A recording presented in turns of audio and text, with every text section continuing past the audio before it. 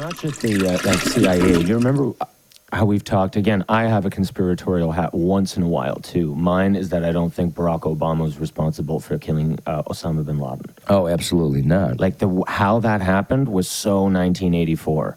Do you remember how they were all sitting around the table and looking at the screen, and it really looked like they were putting on a show? Then they dumped his body in the ocean, and according to Islamic tradition, and I didn't know that was a widely practiced Islamic tradition, dumping bodies into the ocean. Maybe it is. Maybe it is. But in this case, why would they have done that? Well, the guy, he was the mastermind behind 9/11. Well, actually, that was Khalichuk Muhammad, but the coordinator, the prime mover of it. Right.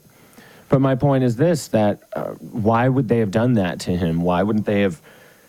You know, I remember Uday and Kusei when they went down in the plane. Mm-hmm.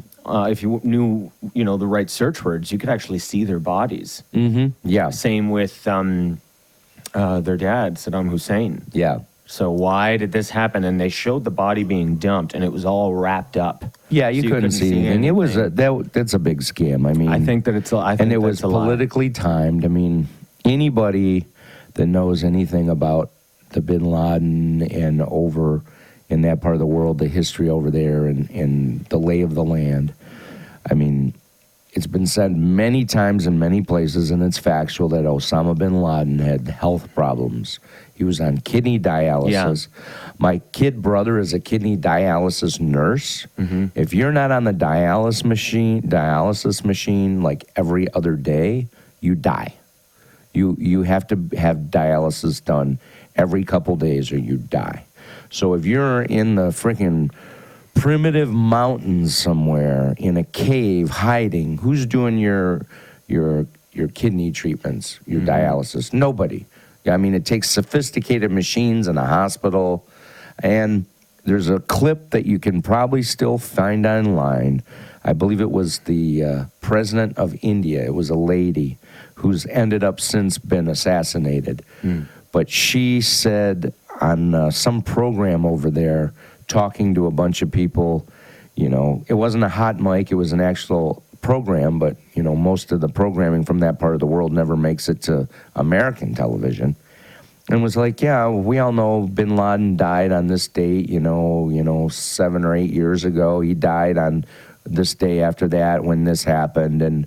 And all you have to do is go onto YouTube and search India president, Bin Laden comments, and you'll find it. So it's not here saying this is, again, people are ignorant, so they don't know. And if you're an ignorant public that doesn't know not only world history, but world current events. And, in fairness to people, how would you? Because it's not readily available.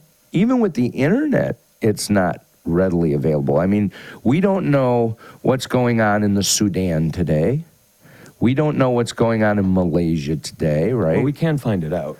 We probably can and spend some time in digging, but we certainly don't have the time to, I don't know how many countries there are in the world, but we certainly don't have the time to sit all day and go online and go through every single country in the world and see, okay, what's happening here today? What's happening in New Delhi? What's happening in Pakistan? What's happening in Thailand right now? What's happening in Australia? What's happening in New Brunswick? We don't have the time to do all that. So how are we supposed to know? So we trust what our government tells us. Right. We trust what the news media tells us. And the corporations that control the media.